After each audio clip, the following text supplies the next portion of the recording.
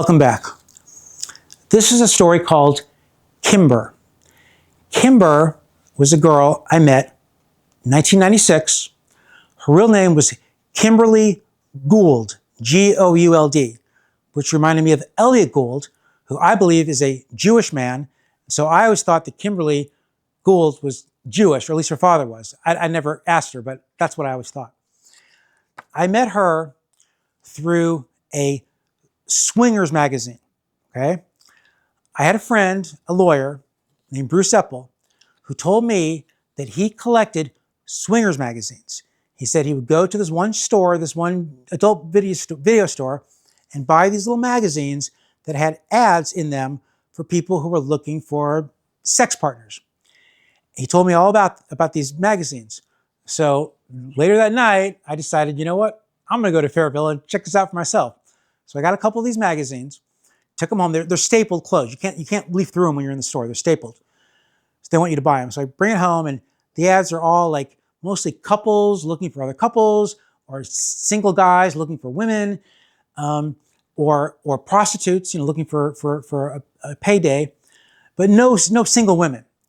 So I'm reading these. I'm going through the ads, and I start reading this ad. There's a picture of a woman. She's got her shirt open. She's wearing a bra, black and white. These are all like photocopied, very grainy images.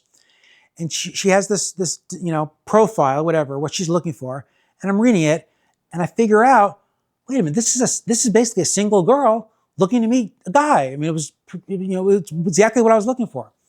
So I wrote her a letter. In those days, this was before the internet. So I wrote her a letter, a long letter. I don't know what I said, but I said something to her.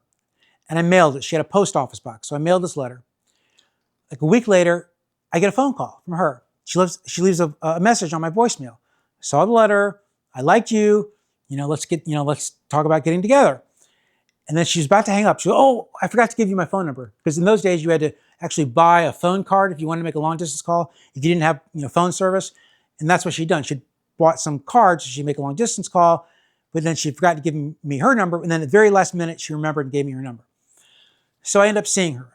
She lives in a city called Fort Pierce, which is like a 3-hour drive from Orlando. So I went down there to Fort Pierce. I booked a hotel room for myself to spend the night. On a Friday night, I drove down there after work, met her for the first time. And by the way, she called herself Kymbr. Her name was Kimberly, but she called herself Kymbr, K-Y-M-B-R.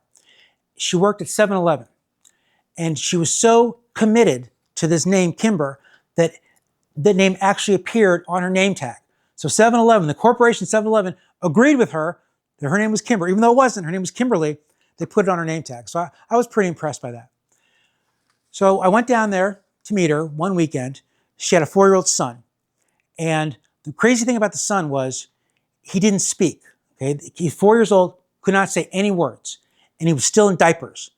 So I came to the conclusion there was nothing wrong with the kid. He wasn't, having a mental issue.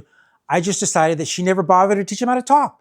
She said the reason he couldn't talk was because he wasn't in preschool. She had him with a babysitter, but he wasn't in preschool around other kids. That's why he couldn't talk.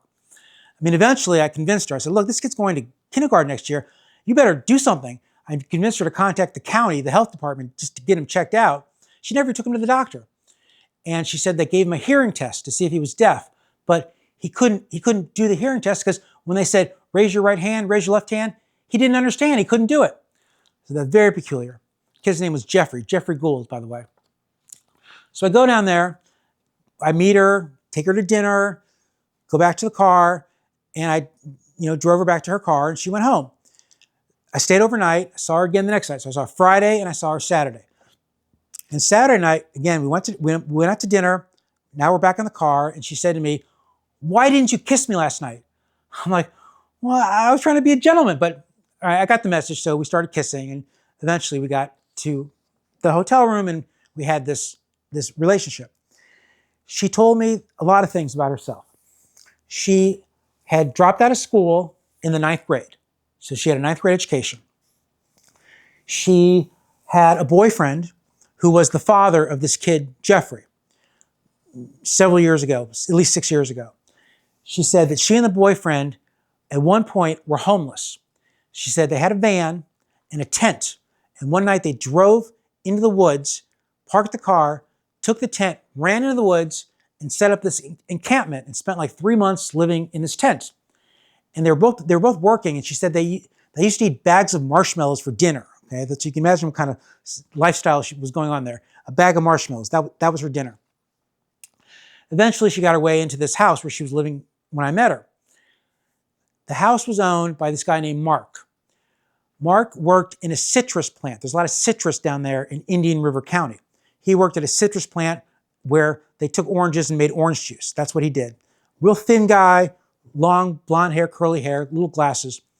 And she told me about Mark. She said she met Mark through a mutual friend, a girl who had been dating him, a girl from 7-Eleven who knew Mark, and the girl and Mark had split up, and the girl suggested to Kymbr that she go out with this guy Mark. And she did. And what she didn't realize was that Mark was into S&M, okay, bondage, sex. And she wasn't into that at all, but that was his thing. He wanted to be tied up, he wanted to be in chains, he wanted to be handcuffed, he wanted to have a gag in his mouth, the whole thing. So one night I said to her, because every weekend I was going down there, renting a hotel room. She would come, after work, she'd come to the hotel room, we'd spend the night, and then the next day I would drive back because it's a 3-hour drive each way. So one time I said, hey, I want to meet this guy Mark. I want to find out what's going on with him. So she agreed. She said, okay, next weekend come to my house and you'll meet Mark. So I go to her house. Instead of going to the hotel, I came to her house and I met Mark. Now she wasn't home yet. Kymbr wasn't home yet. She was still at work. And Mark and I talked, and I found out a little bit about him. He had a gun. He showed me his gun, unloaded. He showed me the gun. He had books about Hitler, which always puts me on high alert when I see that. And anyway, we talked and we hung out. Jeffrey, by the way, the 4-year-old, was at Mark's mother's house. Mark's mother was the babysitter. But Mark owned this house. His mother owned the house, and he was letting Kymbr and Jeffrey live there for free. So it was a good deal for Kymbr. But like I said, Mark was into this sadomasochistic type of sex, which Kymbr wasn't into at all. But I said, let's see what's going on. So she comes home, and this is like 5:30, 6 o'clock at night. I'm sitting in her room. I'm on her bed, sitting on her bed. She comes in, she's wearing her 7-Eleven uniform. The first thing we do is we got high, because she smoked pot, I smoked pot at that time. And every time we got together, first thing we would do is get high. So now we're smoking pot, we're high. She tells me that she wants to take a shower because she just got home from work. She'd been on her feet all day. She wanted to take a shower. So she took off her pants and took off her shirt. And she's standing there in her underwear and her bra. And she's got her clothes, her pants and her shirt folded in her arm like this. And I said to her, do you want to take a shower or do you want to go for it? That's what I said. Do you want to take a shower or do you want to go for it? That's what I said. Which is a line, by the way, that I picked up from Jodie Foster from Taxi Driver. She said that to Robert De Niro in the hotel room. Do you want to go for it? So I used that line on her. Do you want to go for it? She didn't say a word. Instead, she dropped her clothes on the floor. She turned and she sat down next to me on the bed in her bra and panties. And I said, in response to that, I said, well, I guess that answers that question. And then we started kissing and ended up in bed together. Weeks later, like 2 or 3 weeks later, she said to me, she goes, do you remember when you said that about, well, I guess that answers that question? She goes, that was really fun. That was really funny. Probably the funniest thing I ever said in my life. I guess that answers that question. So whenever I get the opportunity to use that phrase, I do. I say that answers that question. So we decide that we're going to participate in a S&M event with this guy, Mark. We go into Mark's bedroom. He's got a locker, like a gray metal locker on his wall, like a gun locker, like where you'd store rifles and stuff. You open this up and it's filled with ropes and chains and whips and all kinds of stuff, for S&M. And what Mark did was he got undressed, okay, so he was completely nude. He put on a women's sweater, a red women's sweater.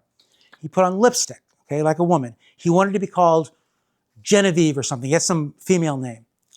And he sits down in this chair. He's got this special chair that he uses for this kind of behavior. And Kymbr and I took this rope, this long rope, and we tied him up. We tied him all up to this chair, which is what he wanted to do. He wanted to be completely immobile. He had thumb cuffs, not handcuffs, but thumb cuffs. Cuffs that go onto your thumbs like this and hold your thumbs together. Behind his back, he had his thumbs together. He's got all this rope tied around him. He wanted a ball gag. You remember the movie Pulp Fiction? They put a ball gag in their mouth, a ball gag in his mouth. And then I had a riding crop, which is what you use to hit horses. I got that at Fair Villa. And for about 45 minutes, I hit him with this riding crop. And he loved it. He thought that this was the greatest experience of his life. And I told him that I was going to kill him. And I had boots on, and I kicked him with my boots. And he loved it. He loved doing it. No sex. I mean, I didn't have sex with the guy, but he was nude from the ground up. And you could tell he was excited. He had an erection the whole time. So we finished our little S&M session. And there was a candle sitting on the table next to him. And Kymbr is all melted, like the wax is all melted on the candle. Kymbr picks up the candle and she says, "Hey, Mark." And she poured the wax onto his thigh, his exposed thigh. So we have this big, wet, hot wax on his thigh. She also told me that he liked to use the handle from his window shade like this, take it off, and he wanted to be beaten with this handle. So I didn't do that, but I did hit him with the riding crop. And Kymbr and I continued to see each other, like I said, on a weekly basis. And she told me that she was in love with the guy who was Jeffrey's father. She hadn't seen him in years, but she was in love with the guy. He was her true love. He was the only guy that she loved. And one time, she told me one time she hired a private detective to find this guy because he was gone. She eventually found him. He was in jail. He was in prison in Michigan. So that kind of ended that relationship. So we went on. We spent weekends in different motels around Fort Pierce. Eventually, we found one that we liked, so we go to the same motel every time. And at night, we would lay in bed and we would watch the show called Mr. Bean, which was on the PBS station down there. Mr. Bean is a comedy show. And we would laugh and watch the show. And she looks at me at one point. She goes, this really worked out well. I wanted to meet a guy, for sex, but you and I are actually friends. We're getting along. I'm like, yeah, of course. I'm an easygoing guy. One time she showed up with a T-shirt from the Fort Pierce Police Department because I told her about my T-shirts. I told her this is back in '96, that I collected T-shirts that were from the source. And she understood, and she wore this T-shirt. She said she wore it to our date, right, to our motel. She told me that she got it from a Fort Pierce police officer who she had slept with while she and I were together. She didn't tell me about this guy, but anyway,